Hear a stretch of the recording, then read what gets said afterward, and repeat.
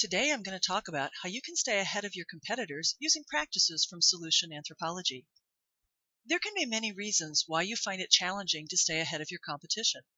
Some markets move so fast that even if you're a market leader today, you can expect serious competition in as short a time as a few months. You may already be in a highly competitive market where the differentiation between competitors is small, so it's hard to gain new customers. Or you may have an issue retaining customers. Customers are not as brand loyal as they were in the past, so you cannot depend on brand loyalty to keep them. To stay ahead of your competitors, you have two primary approaches. One is to work hard to continually get new customers, and the other is to work hard retaining your existing customers. The reasons you may lose customers, if turned around, can become the reasons you gain new customers. So addressing the reasons you lose customers achieves both purposes, retaining existing customers and gaining new customers. So, why do your customers leave you for a competitor? Typical reasons are they are in some way unhappy with your website, app, software, or product, or with their interactions with your company, which could be, for example, customer support or sales. Or perhaps a competitor offers a much desired new feature or service that you do not have. This is especially true if the competitor makes it easy for the customer to move. Sometimes customers think your competitor cares more about them. This is a particularly powerful motivator in service industries, though it is becoming more important in product companies as well. For example, you may have seen Volkswagen's Fun Theory campaign or T-Mobile's Life's for Sharing branding. These companies are positioning themselves as companies who care. Price is less often a reason for your customers to leave, especially if your customer has to move data between companies or products. The difficulty of making the change outweighs the benefit of lower cost. Now, there are traditional approaches we use to stay ahead of the competition, but they are less effective today because of factors such as how fast the markets are changing and how relatively easy it is for the competitors to enter your market.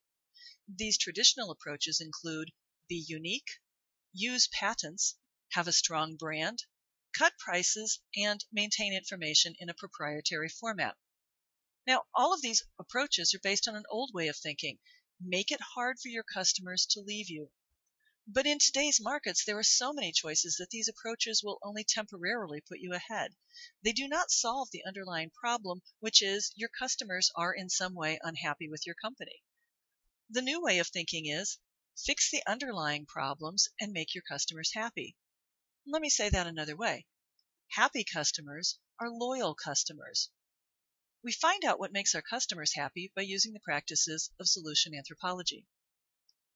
Now, you may not believe this works. A regional bank that I know is in a very competitive market, and they're very serious about applying the practices of Solution Anthropology. They have a team devoted to finding out what makes their customers happy. Working closely with their customers, that team developed a mobile app that is so easy and useful that their customers are thrilled with it. This app is so nice, this bank is attracting new customers from their competitors. It's not really that hard to change banks, and many people would rather do that to get a good experience when they're using a mobile app daily than to put up with a poorly designed mobile banking app. Of course, this bank also has good products and customer service. An app itself will not keep a bank in business, but all the banks in their region have good products and customer service. This bank cares enough to respond to their customers' feedback. They provide what the customers want, not what the bank thinks they want. Solution Anthropology studies the users in their native environment to find out how they are actually using your products and services. We do not guess what the users want, we know what they want. Solution Anthropology works with the users to design a solution that works for them in the environments where they use it. This is often dramatically different from using the solution in an office environment. Solution Anthropology listens to your customers and responds, and this demonstrates to your customers that you care. How can you start doing Solution Anthropology to stay ahead of the competition? We use this approach with our clients. First, we assess an area where you're concerned you're getting behind to discover the nature of the problems. And based on the issues we discover, we'll plan an engagement and describe how success will be measured. And then we'll train your people in how to do Solution Anthropology. Now, we could do it for you, but it's better to leave the skill set in your company so you can continue applying Solution Anthropology over and over through the years. Third, we'll coach your people through using solution anthropology to address the issues we identified in the first step. And finally, we measure the results.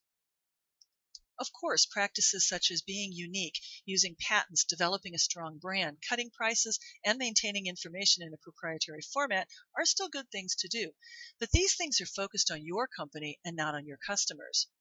Even tools such as analytics and big data, which are valuable, do not go far enough.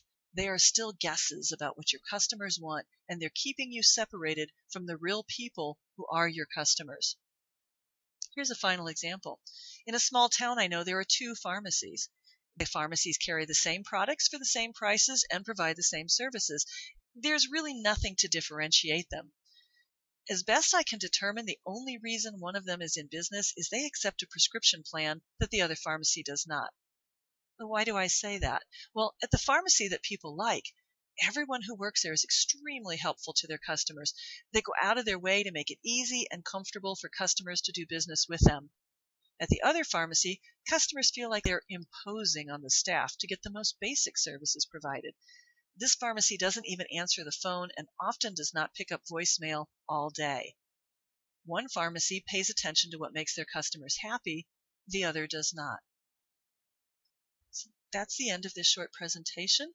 For more information about solution anthropology, visit www.solutionanthropology.org. And if you're ready to work with us, request a consultation by sending an email to information@wyyyzk.com. Thank you.